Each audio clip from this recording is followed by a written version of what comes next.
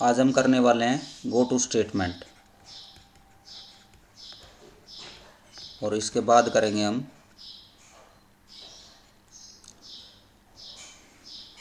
Type casting. तो गो to statement क्या होती है?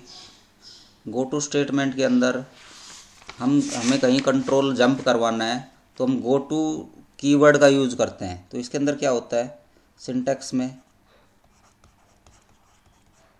सिंटैक्स होता है गो टू, और जिस भी लेबल पे आपको जंप करवाना है उस लेबल का लेबल लिख दोगे उसका आगे, और यहाँ पे आएगा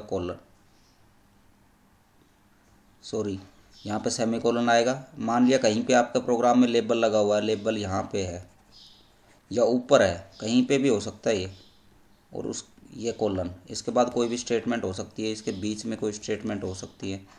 तो जैसे ही कंट्रोल गो टू पे आएगा तो लेबल इसको मिलेगा, ये ऑटोमेटिकली इस लेबल पे जंप करके आ जाएगा यहाँ पे।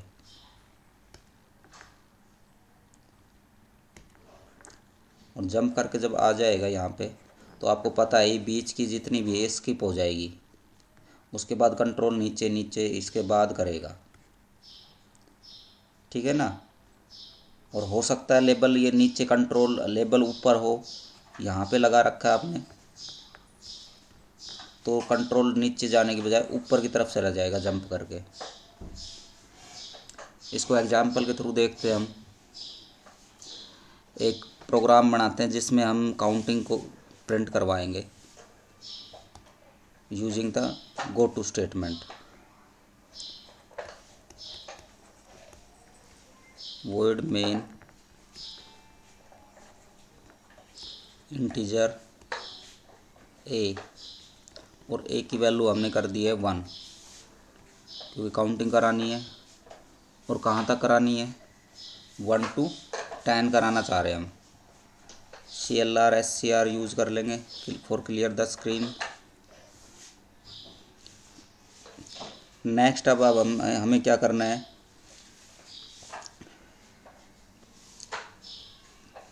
एक लेबल लगा लेते हैं कि जहाँ पे जंप करके आपका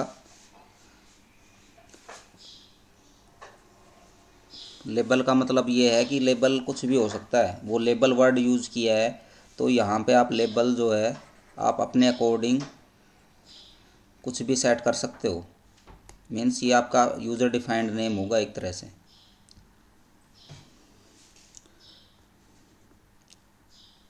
तो यहाँ पे हमने जैसे कर दिया, कुछ भी लेबल लगा दिया स्टार्ट, और ये लगा दिया है कोलन।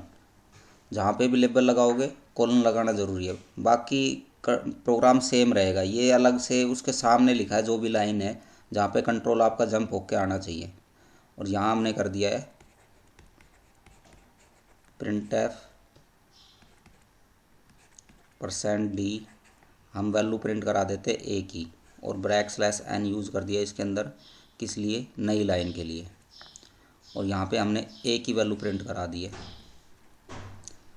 और फिर नेक्स्ट क्या कर दिया हमने, a को कर दिया है ++, ठीक है। और अब हम करेंगे इफ़ का यूज़। इफ़ ज़्यादातर गो टू का हम यूज़ करते हैं इफ़ के साथ, कंडीशंस के साथ ही यूज़ करते हैं इसको। इफ़ a < = 10, क्योंकि काउंटिंग 10 तक करानी है तो कंडीशन लगानी पड़ेगी 10 पे। अगर ऐसा है < है तो आप हो जाओ गो टू। आप गो टू कीवर्ड का यूज़ करोगे जंपिंग के लिए। कहाँ पे चले जाओ, कौन से लेबल पे? स्टार्ट लेबल पे, ये सेमीकोलन, और नीचे आ गया आपने गेट ch। स्क्रीन को रोकने के लिए हमने गेट ch यूज़ कर लिया। अब देखो होगा क्या, कंट्रोल ऊपर से आएगा, इसमें आपने वैल्यू डिफाइन की, integer type variable a define किया, क्लियर स्क्रीन की, प्रिंट किया आपने a की वैल्यू प्रेजेंटली क्या है 1, प्रिंट हो जाएगा। \n लगा हुआ है, कंट्रोल नेक्स्ट लाइन में आ जाएगा यहाँ पे। अब नीचे आओगे a++, ए की वैल्यू यहाँ पे 1 थी, इसलिए यहाँ पे 1 प्रिंट हुआ है। अब ए की वैल्यू हो गई प्लस प्लस, प्लस प्लस का मतलब है 2, 2 हो गई है। अब ये चेक करेगा, यहाँ पे कंडीशन चेक होगी, ए लेस देन इक्वल्स टू 10 है, ए से तो लेस ही है ना भाई, ए की वैल्यू 2 है और 2 10 से लेस होता है, इसलिए कंडीशन है ट्रू। इस केस में जब ट्रू है तो क्या होगा, गो टू पे इसकी जो स्टेटमेंट इसके अंदर है, इफ़ के अंदर हमने पीछे की है कि जब स्टेटमेंट ट्रू होती है तो उसके अंदर जो भी स्टेटमेंट है, अब सिंगल स्टेटमेंट है तो हमने ब्रेसेस नहीं लगाई है तो ये चल जाएगा। तो गो टू पे आएगा, गो टू किस पे भेजेगा, इस लेबल पे भेज देगा, स्टार्ट लेबल। अब स्टार्ट लेबल कहाँ है, स्टार्ट लेबल है यहाँ पे, तो जंप करके कंट्रोल चला जाएगा स्टार्ट पे, फिर से क्या होगा प्रिंट। अब की बार ए की वैल्यू क्या है 2 और कंट्रोल फिर क्या चला जाएगा नेक्स्ट लाइन में बैकस्लैश n की वजह से, फिर आएगा ए प्लस प्लस, ए की वैल्यू क्या हो जाएगी 3। भाई ए प्लस प्लस का मतलब तो यही है ना कि वैल्यू बढ़ जाएगी एक बार, फिर से चेक करेगा, अभी भी लेस है 10 से, फिर से ये स्टेटमेंट चल जाएगी ट्रू हो जाए होने पे, तो कंट्रोल फिर से यहाँ चला जाएगा, फिर वैल्यू कितनी प्रिंट हो जाएगी 3। ऐसे ही ए की वैल्यू फिर 4 हो जाएगी यहाँ से,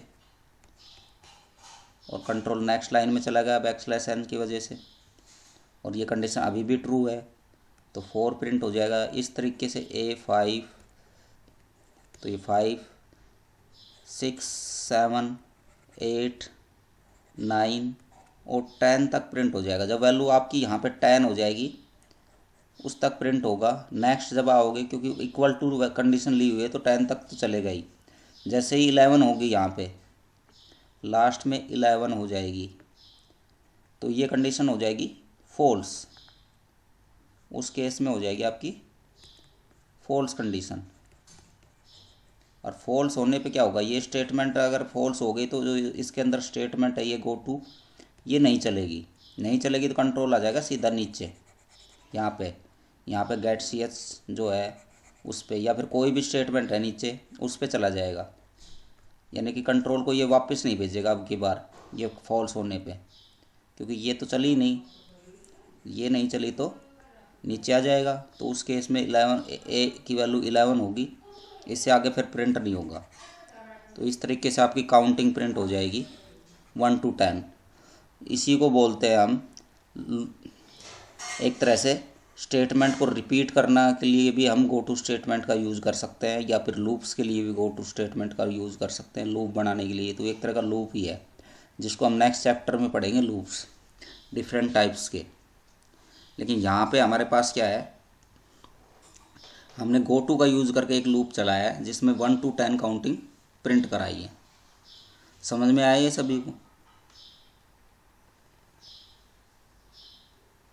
yes sir. Yes sir.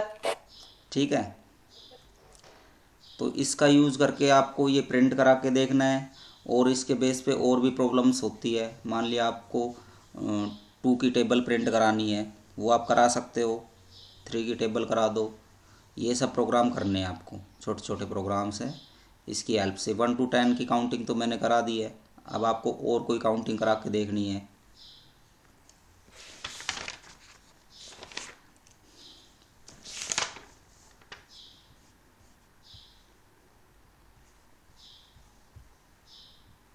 Next हमारे पास आता है टाइप कास्टिंग।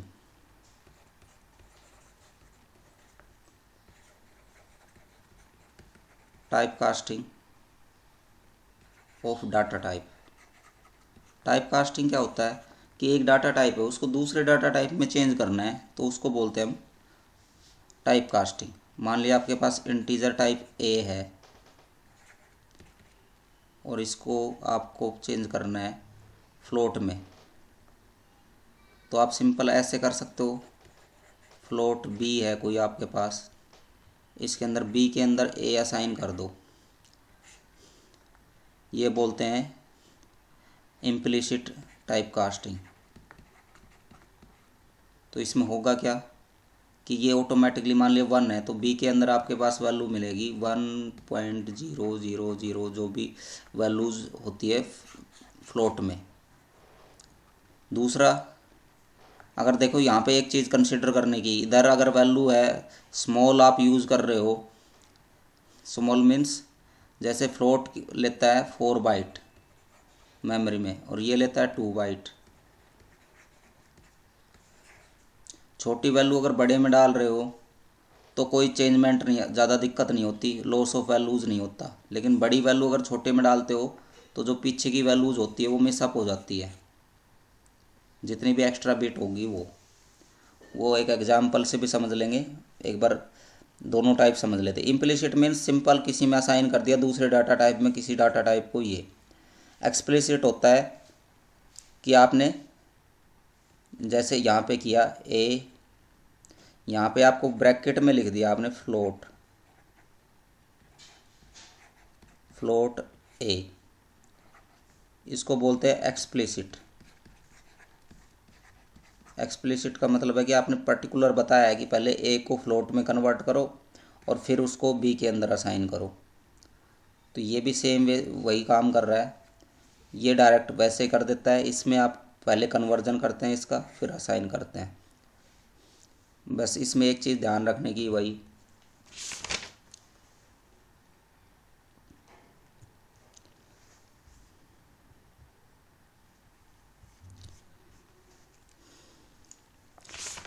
इस केस में आपको वही ध्यान रखना है कि वैल्यू का लॉस किस तरीके से, अगर बड़ी वैल्यू बड़ा डाटा टाइप छोटे में डालते हो तो उसमें वैल्यू का लॉस होगा, जो लास्ट की वैल्यूज़ होती है वो मिस हो जाती है।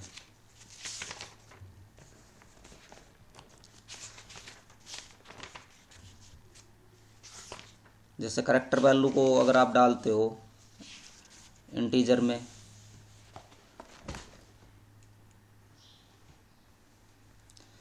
मैं आपको एक एग्जांपल से बता देता हूँ।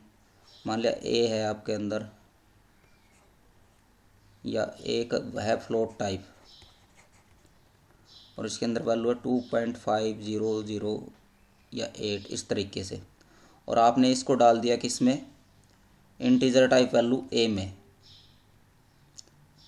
ए तो है ही, बी के अंदर डाल दिया आपने, बी है कोई तो बी में आपने ऐसे कर दिया, इम्प्लिसिट टाइप कर दिया बी इक्वल्स टू ए। तो इसमें क्या होगा, बी के अंदर आपके पास जो वैल्यू आएगी वो आएगी 2। क्यों आएगी, क्योंकि बी जो है वो इंटीजर टाइप है और इंटीजर जो है ये फ्लोट वाला पार्ट तो वो अपने पास स्टोर ही नहीं कर सकता, तो ये तो ऑटोमेटिकली क्या हो जाएगा, लॉस। तो इसके अंदर सिर्फ 2 आएगा। समझ में आई ये चीज़, यानी कि फ्लोट आपको पता है इंटीजर पॉइंट वाली वैल्यू स्टोर नहीं करता, अगर फ्लोट वैल्यू डालोगे तो फ्लोट वाली वैल्यू लॉस हो जाती है इसके अंदर। तो ये ध्यान रखना है डाटा टाइप्स में अगर आपको चेंजमेंट करना है तो। इसी को बोलते हैं हम टाइप कास्टिंग या टाइप कन्वर्जन। अगर आपने करैक्टर को डाला, करैक्टर बाइट है कुछ एक्स है, उसके अंदर ए करैक्टर है और इसके इंटीजर में डालते हो तो इंटीजर मान लिया कोई भी है वाई, तो वाई इक्वल्स टू एक्स, तो ये आसानी से डल जाएगा क्योंकि इसका साइज़ जो है कम है। एक करैक्टर 1 बाइट लेता है और ये जो है 2 बाइट्स लेता है, क्योंकि इसका बड़ा साइज़ है, ना ही कोई लॉस होगा वैल्यू का, और ये कन्वर्ट भी हो जाएगा, डाटा टाइप्स भी चेंज हो जाएगा इसका। तो ये टाइप कन्वर्जन है, या फिर डाटा टाइप चेंज हो जाता है एक डाटा टाइप दूसरे डाटा टाइप में दूसरी वैल्यूज़ में असाइन करने पे। तो जो भी वैल्यूज़ है, जो इसके अंदर वैल्यूज़ है वो चेंज होके इसके अंदर स्टोर हो जाएगी इसके डाटा टाइप के अकॉर्डिंग। तो ये समझ में आया, ये आपको करके देखना है जो मैंने एग्जांपल दिया है, सिंपल सा कल अगर आपको नहीं आ रहा है कि किस तरीके से करें, वॉइड मेन कर लेना, आपको फ्लोट के लिए कर लेना। फ्लोट मान लिया ए जैसे मैंने किया है 2.25 है और आपने इंटीजर बी कर लिया, इंटीजर वैल्यू नहीं डालो इसमें, और बी में आपने कर दिया बी इक्वल्स टू, इम्प्लिसिट करो या एक्सप्लिसिट करो, वैसे करना है तो इम्प्लिसिट भी इसको कर सकते हैं। तो इंटीजर, एक्सप्लिसिट कर रहे हो तो इंटीजर में कन्वर्ट कर रहे हो तो इंटीजर, और ए को कन्वर्ट कर रहे हो किस में, इंटीजर टाइप में, तो यहाँ पे मेंशन कर सकते हो। तो बी में वैल्यू असाइन हो जाएगी टाइप कास्ट होके। तो इसमें ये वाला पार्ट लॉस हो जाएगा। आपको पता कैसे लगेगा कि लॉस हो गया है, CLR SCR यूज़ करो, क्लियर स्क्रीन, इसको प्रिंट करा लो, प्रिंट एफ और %d यूज़ कर रहे हैं क्योंकि आपने बी को प्रिंट कराना है जो कि इंटीजर टाइप है, ठीक है ना, फ्लोट नहीं है, और आपने बी को प्रिंट करा दिया। अब बी की वैल्यू प्रिंट करा के देखना आप। इस तरीके से डिफरेंट डाटा टाइप्स को आप टाइप कास्ट करा के प्रिंट करा के देखोगे कि क्या क्या वैल्यूज़ आती है। आप देखोगे बड़े से छोटे में जाता है तो वैल्यू लॉस हो जाती है, लेकिन छोटे से बड़े में जाएगा तो वैल्यू लॉस नहीं होगी। और करैक्टर में प्रिंट कराओगे तो अलग अलग वैल्यूज़ प्रिंट होती है। एक चीज़ और कंसिडर करने की है, मान लिया ए के अंदर मेरे पास है वैल्यू है 65, और इसको अगर आप %d करके प्रिंट कराते हो, ठीक है ना, या फिर ये कहे कि इसको ए को है इंटीजर टाइप, इसको आपने प्रिंट कराया %d करके, तो प्रिंट आएगा 65। और इसी को अगर आपने डाल दिया किसी में करैक्टर में, एक करैक्टर सी है, करैक्टर सी, उसके अंदर अगर आपने ए को डाल दिया है, ए इक्वल्स टू कैर, और इसको डाल दिया है किसको, सी है ना, सी डालेगा यहाँ पे, सी में डाल दिया ए को। अब आप इस सी को प्रिंट कराओगे प्रिंट एफ में, किसका यूज़ करके कराओगे, %c का। तो इसके अंदर वैल्यू जो आई है इसकी 65 वैल्यू आई है, ये वाली 65 जो वैल्यू होती है अस्काई वैल्यूज़ के अकॉर्डिंग फिर प्रिंट करेगा ये। तो 65 वैल्यू जो है, सॉरी ये ए की है, तो ये 65 ए की वैल्यू होती है, अस्काई वैल्यूज होती है, तो ए ही प्रिंट करेगा ये। या फिर यहाँ पे ए की बजाय आप कुछ और कर देना, आपको कन्फ्यूज़न ना हो। ये तो मैंने सेम ही ले लिया, मान लेते हैं पी कर लेते हैं इसको, पी, और ये पी आपने डाल दिया है सी के अंदर, और सी को प्रिंट करा दिया आपने। तो ये वैल्यू जो है करैक्टर में प्रिंट कराएगा, तो 65 जो वैल्यू होती है वो करैक्टर ए की वैल्यू होती है स्काई में, और 48 अगर कोई इंटीजर वैल्यू है उसको प्रिंट कराओगे करैक्टर टाइप %c का यूज़ करके, तो वो वैल्यू होती है 0 की। 0 से स्टार्ट होता है आपका ये नंबरिंग वाली वैल्यूज़। ये सब आपको कुछ से याद होने चाहिए, कहाँ से कौन सा स्टार्ट होता है, मैं आपको लिस्ट भेज दूंगा। अस्काई वैल्यू होती है, क्योंकि कीबोर्ड पे जितने भी करैक्टर होते हैं ना उसकी एक अस्काई वैल्यू होती है। आपने पीछा पढ़ा होगा फंडामेंटल में, ये American standard code for information interchange, तो हर एक का एक कोड होता है। तो ए का कोड ये है, 0 का कोड ये है, इसके आगे एक का कोड होगा 49, 50 होगा 2 का, यानी कि 50 को अगर आप %d से प्रिंट कर, 50 वैल्यू को %d से कराओगे तो 50 आएगा, और %c से कराओगे 50 वैल्यू को तो आपका ये 2 प्रिंट आएगा। समझ में आया? करा के देख लेना, अभी प्रोग्राम करो तो मैं आपको लाइव करा दूंगा, ठीक है। ये दोनों चीज़ें करके देखो आज के लिए। क्या